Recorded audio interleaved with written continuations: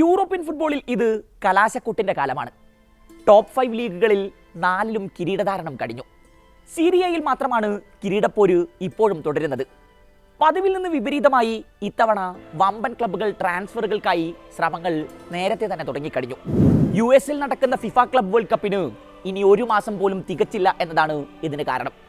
പല താരങ്ങളും ടീമുകളുമായി ഇതിനോടകം ധാരണയിലെത്തിയതായാണ് റിപ്പോർട്ടുകൾ. ട്രാൻസ്ഫർ മാർക്കറ്റിലെ ഹോട്ട് ഫേവറേറ്റ് നെയിമുകളിൽ ഒന്ന് ബയർ ലെവർകൂസന്റെ ഫ്ലോറിയൻ വിറ്റ്സിൻ്റെതാണ്. നിരവധി ക്ലബ്ബുകളാണ് വല വിരിച്ച് വിറ്റ്സിന്റെ പുറകിലുള്ളത്. Bayern Munich, Manchester City, Liverpool, Real Madrid.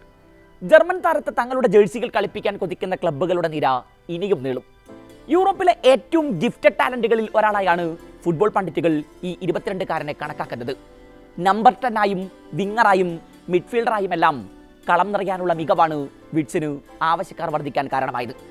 ഈ സീസണോടെ മാഞ്ചസ്റ്റർ സിറ്റിയുടെ നീലക്കുപ്പായത്തിൽ നിന്ന് പടിയിറങ്ങുന്ന കെവിൻ ഡിബ്രൂയിനേക്ക് പകരക്കാരനാകുമെന്ന് പെപ് ഗാർഡിയോള സ്വപ്നം കാണുന്ന താരമാണ് വിറ്റ്സ്. വിപണിയിൽ ബുദ്ധിപൂർവ്വം മാത്രം പണമിറക്കാറുള്ള ലിവർപൂൾ പോലും വിറ്റ്സിനായി വൻ തുക എറിയാൻ സന്നദ്ധരാണ് എന്നാണ് റിപ്പോർട്ടുകൾ. പടിയിറങ്ങുന്ന തോമസ് മുള്ളറിന്റെ അസാന്നിധ്യം സൃഷ്ടിക്കുന്ന വിടവ് നികത്തുക എന്ന ലക്ഷ്യമാണ് ബയേണിന്. ജർമ്മൻ ചാമ്പ്യന്മാരുടെ റഡാറിലെ ആദ്യ പേര് വിറ്റ്സിന്റെ തന്നെ. ജർമ്മൻ ദേശീയ ടീമിൽ മുസിയാലക്കൊപ്പം ഒത്തിണക്കത്തോടെ താരം കളിക്കുന്നതും ബയേണിന് താരത്തിന്മേൽ താല്പര്യം ജനിപ്പിച്ചു എന്നാണ് റിപ്പോർട്ടുകൾ. ലെവർകൂസനിൽ സാബിയുടെ സിസ്റ്റത്തിൽ ഒരു എണ്ണയിട്ട യന്ത്രം പോലെ പ്രവർത്തിച്ച താരത്തെ ബെർണബ്യൂവിൽ എത്തിച്ചാൽ പ്രായം 40-നോടടുക്കുന്ന ലൂക്ക മോഡ്രിച്ചിന് പകരക്കാരൻ ആവുമെന്നാണ് റയൽ മാഡ്രിഡ് കരുതുന്നത്. നിലവിൽ 2027 ജൂൺ വരെ കരാറുള്ള വിറ്റ്സിനായി ബയർ ലെവർകൂസൻ ആവശ്യപ്പെടുന്ന റിലീസ് ക്ലോസ് 125 മുതൽ 150 മില്യൺ യൂറോ വരെ ആണെന്നാണ് സൂചന.